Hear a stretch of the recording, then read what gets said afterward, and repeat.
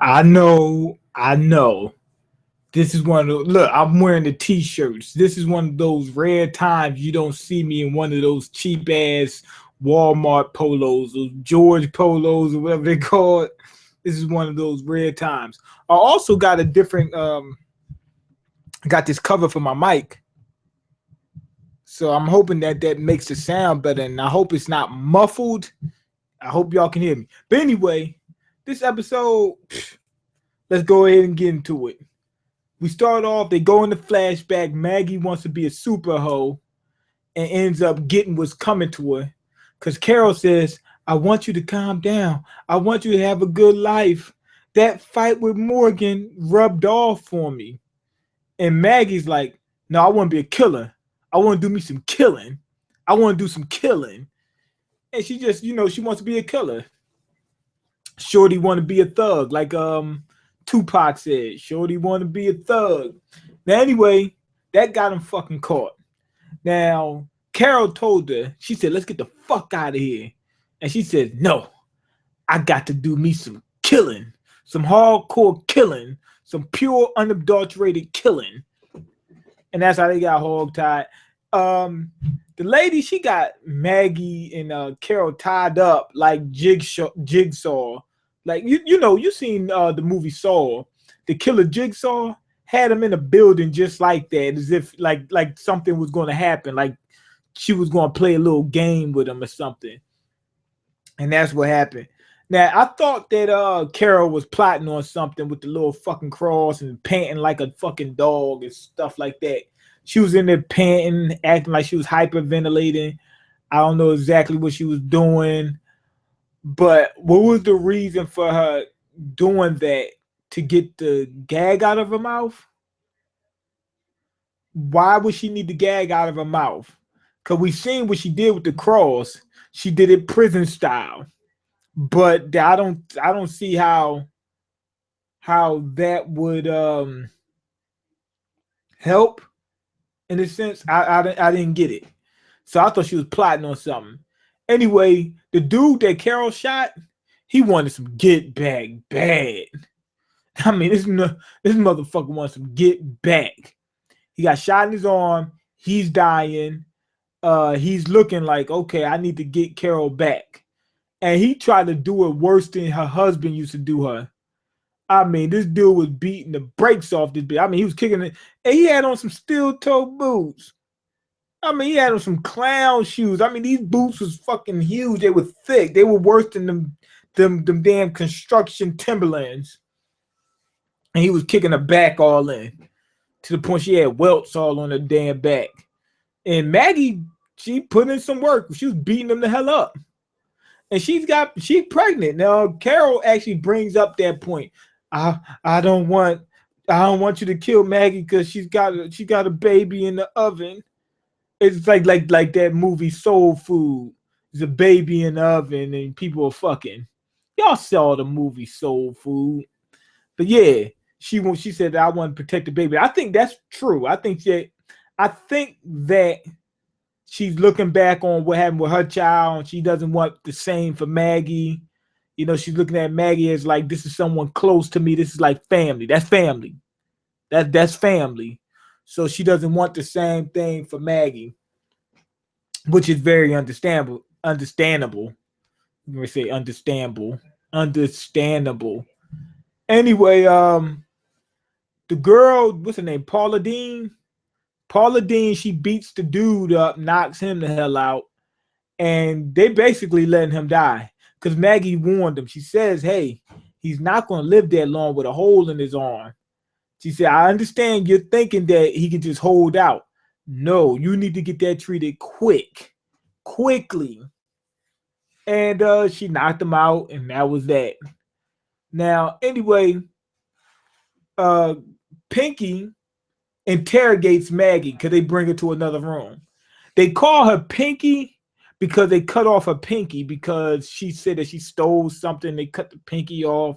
I think that actually, to me, that seemed like it played an important role in this story by the end. When you think about it, I'll explain later on. Anyway, she's talking to Maggie. Maggie's not saying a word. I'm hard. I'm tough. Go ahead and interrogate me. Guarantee you, if they start torturing her ass, she would have talked. But anyway, Carol, she's talking to that girl. What's her name? Paula Poundstone. She's talking to her, and she spills the beans. She lets them know the reason why we hunted you down because your boys attacked us on the road, and that's why we had to do what we had to do. So she spilled the beans. Now, the good thing about that part was they revealed that that group was with this group. The lady, she said, "Oh, that's such and such. That's how they got killed." So that's not Negan's main group. So those guys they were probably pretty tough for this group, but those aren't Negan's boys, not Negan's boys. Because Negan's boys is different from Negan's boys. Negan's boys is like top notch. Negan's boys is one of those people. So that means that the people that we probably see are going to be a lot more hardcore. When we finally really see Negan, they're going to be a lot more hardcore than these folks. But that's pretty much it with that. You know, they looking at Carol, they're saying she's soft, she's softer than baby shit, and they said she's about as soft as lotion and baby powder. You know, that's how soft she is, and she's not tough. We all know Carol's pretty tough. They just don't know. I thought she was putting up an act. Anyway, the what's the lady? Paula Patton. She doesn't trust a soul. And to be honest, she plays. I mean, she had a point. I thought this when I first heard her say it. Rick was talking to her. She says we need to set up a trade. But when she gets off the walkie-talkie, she said that motherfucker is coming for us. She said it wasn't a lot of static on it, on the walkie-talkie. That means they must be getting closer to us. You already know Daryl was hunting their asses down, and they already knew. They said that we left some tracks, not a lot, but we left enough that somebody might be able to find us. They must be close because it sounded pretty clear. And to be honest, when I first heard that, I was like, the lady's smart. What she's saying makes some goddamn sense. So the lady knows what she's talking about. And she says that she does what she needs to do in order to survive.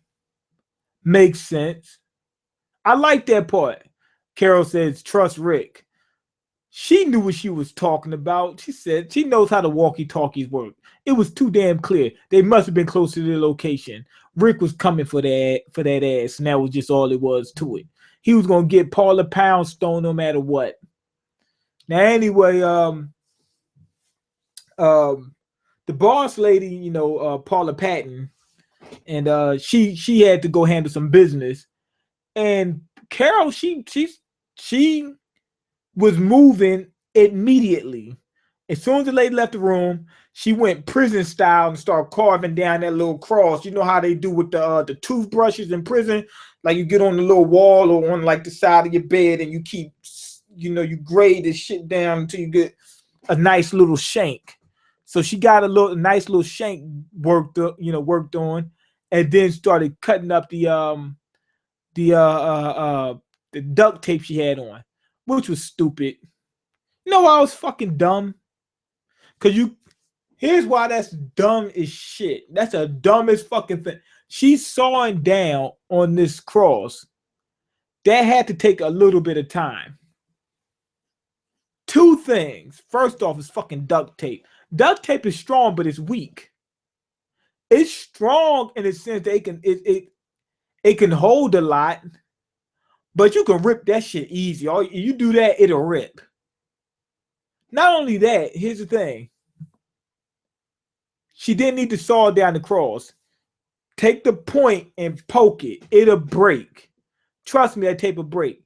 Not only that, why don't you just use your mouth? Why don't you just bite? You could have just bit and then it'll broke right open. It'll break right.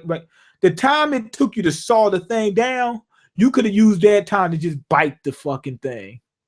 So that didn't make any sense to me. She could have just bit it, You know, it's not that hard to take a gag out your mouth. And to be honest, you don't need to take the whole gag out your mouth in order just to get your teeth on the duct tape. That'll rip easy.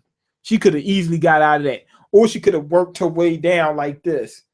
Put it to your chest and kind of spread your fingers out till it comes out like that. She has so many different ways instead of taking all that time prison style, making the prison shank. So I that part I didn't get. I mean, anybody could have got out of those little that tape. Now anyway, she moves, she goes to get Maggie. She tried to stop Maggie a little bit, you know, try to tell her, yo, let's go, but I want you to be, you know, on the straight and narrow and that type of shit. And Maggie says, no, I want to be a straight killer. Shorty want to be a thug. Basically, she listened to Tupac, Hail Mary. She watched Juice. You know, she seen Above the Rim, Birdie, Bishop, and now she wants to be a thug. You know, so that's what she wants to do. She wants to do some straight killing. And anyway, after they take out, you know, the old lady and set up the Walker dude and all that, they had to take down everybody else. First off, they tried to go for Paula Deen. Now, Carol, she punked out on Paula Deen and didn't want to pull the trigger. Almost gets dealt with. But then Pinky, she comes out the blue, you know, the one missing the pinky, and she damn near gave Maggie a C-section. Carol went crazy and just blew her brains out like it was nothing. She said, oh, that's easier than taking a shit. Like, that's just part. That's like going to the bathroom for blowing somebody's brain out. Then she had to go get Paula Deen. Now, Paula Poundstone was fighting this girl and winds up getting caught up with the damn Walker. She pushes her on the stake, and then the Walker gets her, tears the face off. Now, I'm looking at Carol as if she feels like, it looks like she's trying to not become a psychotic killer. And they said that Carol's people were the bad people because they killed and whatnot. But they do the same shit. Matter of fact, they don't do the same shit. They do it worse. They offend people. They don't do it in self-defense. So with that being said, they're worse than Rick's group. But Carol, she didn't want to pull the trigger after that, but then let the lady get her face chewed off by a Walker. That part didn't, I couldn't get it. So you want to pull back a little bit. Fine. You let somebody get their face tore off by walkers and become a walker? That was more brutal than anything. I never seen anything that brutal. Well, I've seen things that brutal, but you understand what I mean. That was brutal. And then, now anyway, in order to escape, they wanted to take out the other people. So they got on the walkie-talkie, told them to meet them in a certain room, met them in that room, lit their asses on fire, had a nice little barbecue. Spare ribs, links, all that shit. Hot dogs, fucking burgers, everything. They had a full-on barbecue. They even had the pig with the apple in his mouth. Had the whole nine. And I'm looking as if this was even worse.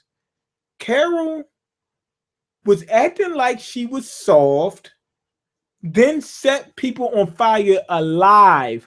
Multiple people. Doesn't seem like you wanted to pull back now. You set them on fire and let them burn alive. That Maggie and Carol went full psycho at that point. Anyway, they escape. Rick and Glenn and Daryl, they show up. They were going to take them motherfuckers out. Like the lady Paula Deen, she knew what she was talking about.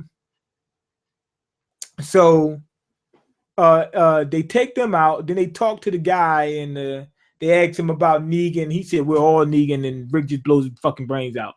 And then Carol's looking at him like, oh my God, you killed plenty of people. You took down the whole compound single-handedly. Now all of a sudden you're having second thoughts because Maggie's pregnant.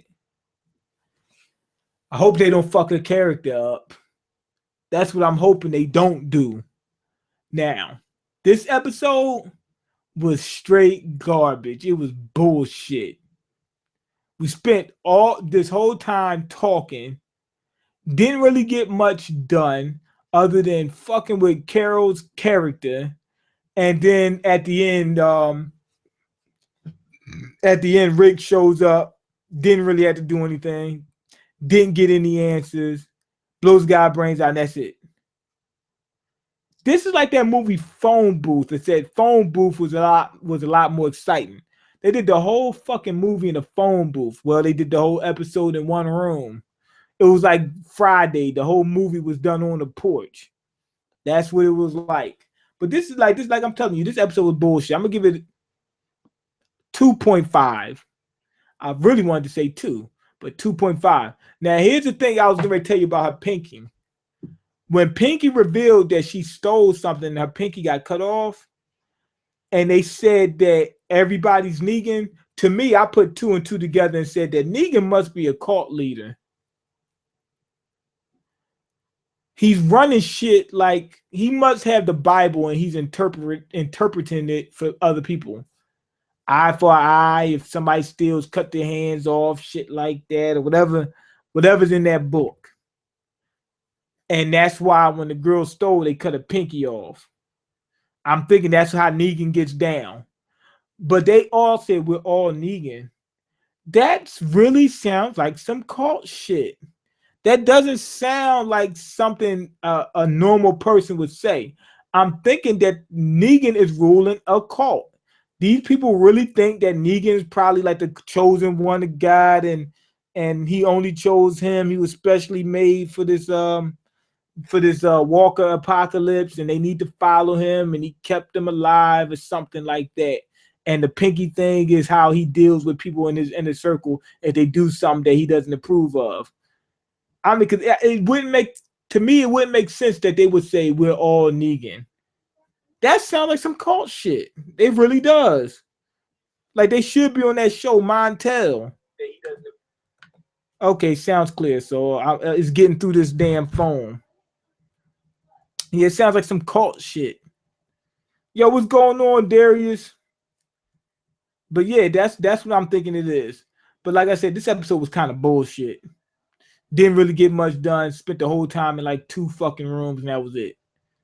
It's a far cry from the episode before that, and a far cry from the episode before this. This is one of the worst episodes in this season. It's not only one of the worst episodes this season, it's one of the worst episodes in this whole series, to be honest.